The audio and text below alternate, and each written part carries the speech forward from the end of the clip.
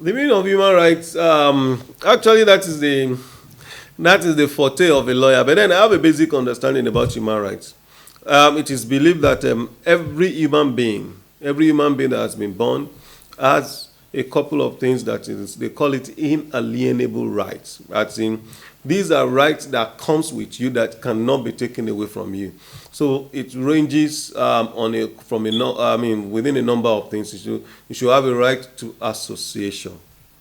You have a right, freedom of association, freedom of speech. So they describe all of those things that you as a human being, you should be able to do that without anybody infringing on it. But then the reason why it usually comes up as an issue is that there are certain things, or there are people in the society, there are mechanisms in the society that does not enable people to enjoy their full human rights.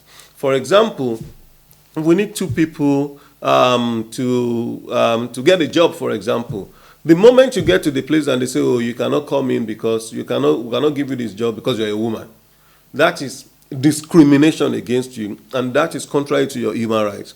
If you get to somebody and they say, oh, you cannot talk because you come from somewhere, either because of your color, or because of your age, or because of where you come from, or for whatever reasons, people tend to discriminate against people based on that. And that's why I'm saying you need to assert and claim your right in order to say everybody deserves to be treated equally. So these are issues that we consider as human rights, the things that you should do that are within the law.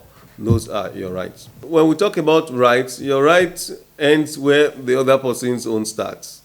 When you are saying something that will that affects the other person, then you will know that you're already infringing the rights of the other of that other person. So that should stop there. So you shouldn't use your own freedom of right. Your own human right.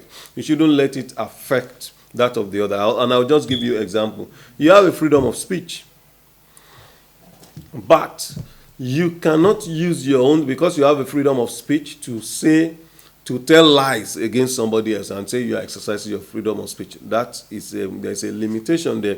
Your right ends at the point whereby you are telling the truth. Then you shouldn't also use your right to spread falsehood against another person, because that then is what they call I think libel or something. So when you begin to talk about what somebody else did not do, when you begin to broadcast something against another person, so you are infringing on that person's right. So you don't have a right to do that while, so to say, exercising your freedom of speech.